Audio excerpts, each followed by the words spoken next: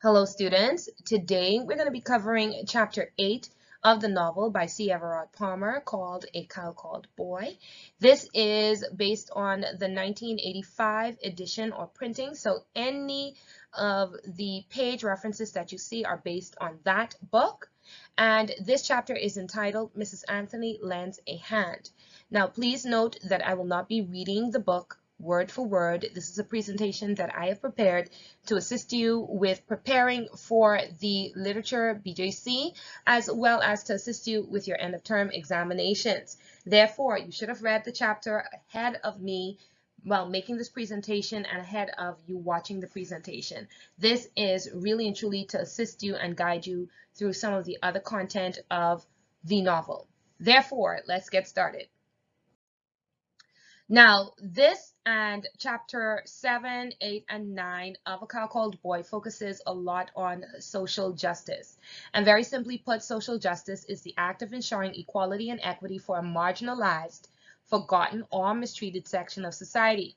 So when a group is marginalized, they are treated differently because of their race, nationality, age, sex, or gender, and religious background. In this particular case, the children are being treated unfairly because of their age. Therefore, when someone does social justice work, they try to ensure that those persons who have been marginalized or set aside are treated fairly. That means that they try to get resources or change laws to help bring balance to persons who have not been given a fair chance to succeed. Now, A Cow Called Boy focuses very much on social justice and social justice for children. In this particular case, one of the characters, the lead antagonist of the novel, does something that is almost lawful, but it is definitely unethical. And a lot of times there are things that are lawful, but they are morally wrong or they are unethical. And so we're going to talk about that in this piece of literature. Now, this chapter also focuses on the work of allyship. An ally is a person who uses their power and status to help a group of people who have been taken advantage of. And when an ally speaks up for, protects, or uses their power, often their privilege, to help a group of people who have been treated unfairly, they help to bring attention to the disenfranchised group's cause. The ally allows the group to speak using their own voice and then amplifies that collective voice by showing up and supporting the group. So in this chapter, we're going to learn how one of the characters is an ally for the children. The setting. The setting of chapter 7 is now evening time on the first day of school. So chapters 1 through 6 take place primarily during the day on the first day of school. The setting in terms of the mood is less tense as the children are playing and singing Caribbean folk songs and they are bonding. Josh is clearly despondent. He is still a little bit sad about the events of the day, but he still has a whole lot of energy. And unfortunately, some of the children did get spanking for participating in the demonstration and causing their family's credit to be taken away. Josh went to each child's house getting support for his protest. Now, here's an important thing. We're in political season. This is April here in the Bahamas, and you're going to see a lot of political parties going door to door trying to get support for their parties, trying to get their vote. Well, Josh, in turn, is also campaigning, and some social justice workers do campaign for support for their causes. So I want you guys to keep that in mind. And the following day, the children tested their credit at Mr. Watson's store, and he refused them. He even refused the children who came with their cash, and those children took their cash and purchased from Mr. Tobias. This is a very, very important thing that we need to remember. Josh went into Mr. Watson's store and ordered a few items, and as Mr. Watson lectured and insulted him, Josh walked around intentionally listening and politely responding. When Vera came into the shop asking for credit, Mr. Watson refused her. Josh heard that and he hit a striking blow. Now, when I say he hit a striking blow, he did not physically hit Mr. Watson. This is what he says. On second thought, Mr. Watson, I think I'll buy from Mr. Tobias across the way. He's nice. He wouldn't buy boy from me, and he gives credit. He'll give Vera credit, said Josh. And Mr. Watson screamed, just like the villain that he is, You! at Josh. This was a masterful move by Josh. He looked like he was going to purchase something from Mr. Watson, and it's so funny that Mr. Watson was gloating and lecturing Josh, and Josh showed him very quietly that he has more power than Mr. Watson gives him credit for. And so he took his money and Vera's money over to Mr. Tobias, which should have been a lesson to Mr. Watson that being petty and spiteful will not work out in his best interest. This is one of the quotes that comes from the novel. And again, guys, you need to read the novel because when you sit the exam, you will have to identify who said specific quotes and then say where they were when the quote was said and why the quote was said. And you're also going to have to analyze the importance behind the quotes. So Mr. Watson says, you'll have to change your ways. You're going to lead decent children astray. You're too sharp, young man, way too sharp. Obviously, we know sharp is a metaphor for the fact that Josh thinks very quickly on his feet and he's incredibly smart. And this is a character trait that was established in chapter 1. And I want you to think about how manipulative this line that is spoken to Josh is. Consider Mr. Watson's intent. Josh is in the store supposedly purchasing items from him, and his shop is being picketed. The people are learning of what he has done, and the parents who purchase his items no longer have credit. So he will soon see that he may not have so much power as he thinks. But also, he acknowledges that Josh has power to influence the other children. So he calls Josh smart, and then he really does not even consider the fact that the other children have minds of their own and they chose to support Josh. He thinks that they are following him blindly. He also shows his disrespect and his contempt for children in this way. So the kids plan their own hunger strike. Listen here.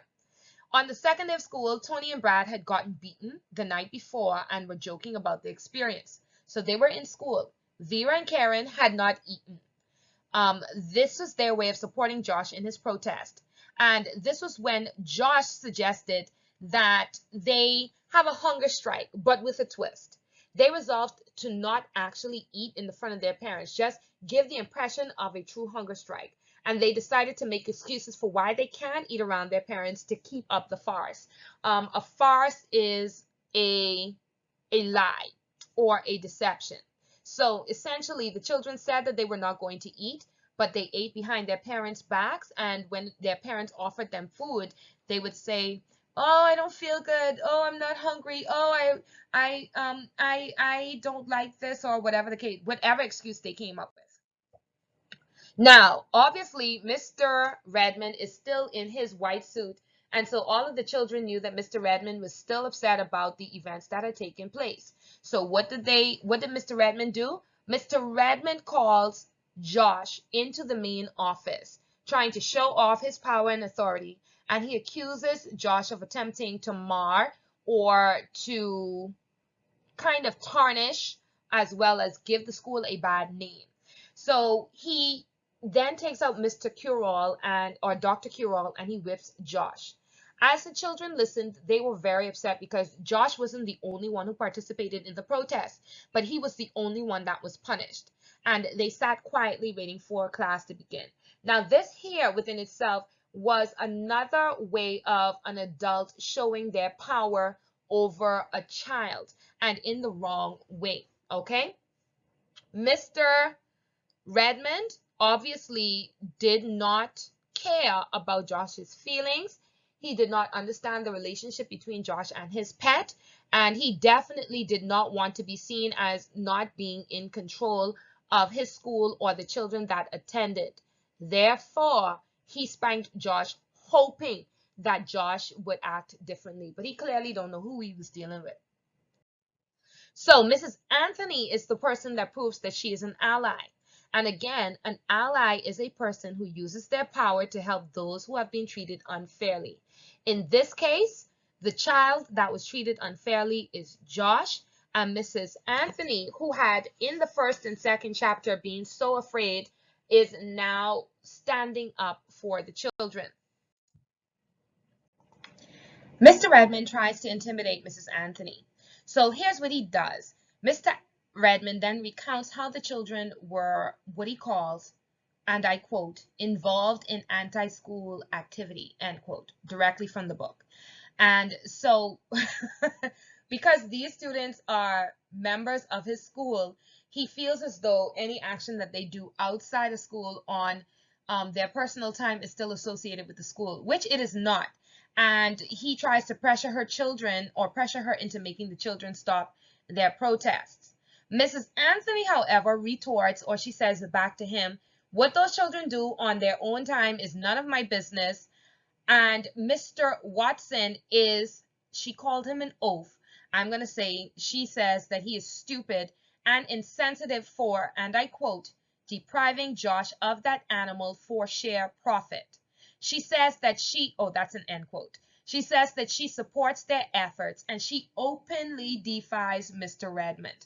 In the last altercation between the two of them, she was very afraid because there was a sense of urgency and, the fact that there may be trouble a brewing. But in this particular case, she was not having it, and I applaud her. So that's the first thing that she does. She openly defies Mr. Redmond. Then Mrs. Anthony returns to class. She is visually disturbed when the children see her, and they assume that she is mad at them. But she says to them that she is going to support their demonstration against Mr. Watson at 4:30. And then she tells the children that she will talk with Mr. Watson and then Josh's mother at lunchtime to try to convince Mr. Watson to do the right thing and to see whether Mrs. Mahon would take boy back. And so this is just her using her adult privilege to help the children. So she says, well, let's move on to the next slide and I'll come back to this. She speaks with Mr. Watson, and Mr. Watson is surprised that a teacher, an adult, would side with the children. So let's go back to what Mr. Watson says to her, if I can actually go backward. A teacher on the side of those ragamuffins? What kind of citizens you prepare? Call yourself a teacher. Pooh! So Mr. Watson goes ahead and he insults Mrs. Anthony and the children. And he also shows that he doesn't respect anyone who is not on his side. He views teachers as dictators that children should follow blindly. And so he took offense that Mrs. Anthony, a woman and a teacher, would call his actions into question. And then she goes to see Mrs. Mahon. When she goes to see Mrs. Mahon during the lunchtime, Mrs. Mahon is still at home and she is dealing with her flowers in the garden. And so Mrs. Anthony, has the heart-to-heart with Mrs. Mahon. She says that, the children don't deserve what's happening to them. And Mrs. Mahon says that she didn't expect Josh to behave the way that he did the night before. She says that he hasn't eaten and he hasn't slept. And so Mrs. Anthony says, well, I'm going to be joining the children in this demonstration. And Mrs. Mahon turns around and she says that she was motivated by anger, that her actions were in response to what had happened to Maria Bernard and Mrs. Redmond. And so she was more afraid and she admitted to her mistake. So Mrs. Anthony has stood up to two bullies, and she has also gone and gotten the support of Josh's mother. Mrs. Mahon agreed that she would join the students in their demonstration at 4 p.m. and then she gave Mrs. Anthony some flowers and then shared in support. So here we're going to see that Josh is going to be just fine. He's going to be okay. Now, the question is, how is Mrs. Anthony an ally to the children? Number one, she stood up to Mr. Redmond. She admitted that they were not wrong and offers her support as an adult when she speaks to the children. She speaks with Mr. Watson and tries to convince him to reconsider and return boy to Josh. And she also speaks with Mrs. Mahon and she secures Mrs. Mahon's support. So these are 4 ways in which Mrs. Anthony has shown that she is an ally to the children. Again, an ally is a person who uses their power. She uses her adult power to help a group of people who are being treated unfairly. Now, the children, and this is an aside outside of the chapter, But this is how the children use their power and their multiple forms of protest. They refuse to eat, at least around their parents. They demonstrate in front of Mr. Watson's store, and they no longer shop at Mr. Watson's store and spend their money with Tobias. So they have power to influence their community, and they have managed to secure the support of two very important people in the community, and that is what social justice requires. At first, I didn't think about all of this in A Cow Called Boy, and then I realized that C. Everard Palmer really deals with some very, very interesting and timely themes in a novel such as this that's based on his experiences in the Jamaican countryside. And again, when we talk about theme, a theme is something that, regardless of where you are in the world, it can be easily understood. It is what makes a piece of literature stand the test of time. And in this current environment in 2021 and the environment of 2020, we see how this theme of social justice, of social action, and of allyship is an important one that people the world over can relate to. So now let's look at the plot diagram again. We are already familiar with the introduction, the exposition, which is where we learn that it's early morning when this novel starts, the end of summer in the rural countryside of Kendall, Jamaica. We're introduced to the first thing. This was the choice that Josh decided to use Boy as his summer project at school. The second thing is Maria Bernard gets frightened. She jumps out of the window, and Josh's mother is required to report to school. So that's the second important thing that takes place.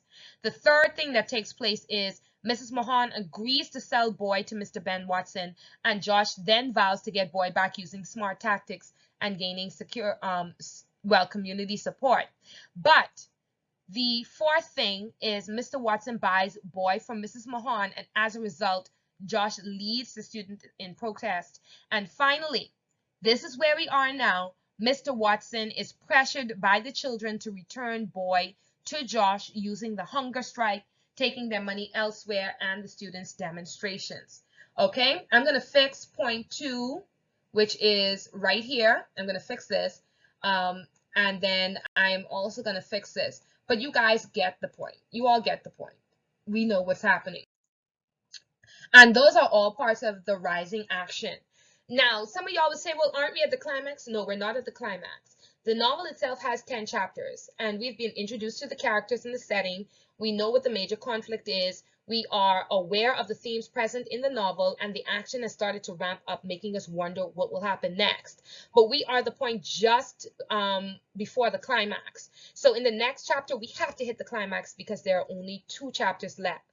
And that climax will be the turning point of the story. Now, the action is building, and we are still at point 4 in the rising action. And that means that the climax, the falling action, inclusive of the resolution of the conflict and the conclusion of the story, must take place within the next 2 chapters. My most sincere apology for some of the grammatical errors. I'll be correcting them after I record this. But again, guys, I just want to say thank you so much for watching. And there is a quizzes. You can just search for A Cow Called Boy, chapter 8, that you'll be able to do at joinmyquiz.com just to test your knowledge. It'll be based on this presentation. Please remember that this presentation is based on the novel A Cow Called Boy, and it is by C. Everard Palmer, published by Macmillan Caribbean in the 1985 edition. This content is not for sale, and it is being used specifically for commentary and as an educational resource. The graphics were made in Canva. Please, guys, do not download and share. Just share the link so that if you have somebody else that needs to be able to get the information, they can. Other than that, I want to say thank you so much for watching. My name is Miss Johnson. Have a great day.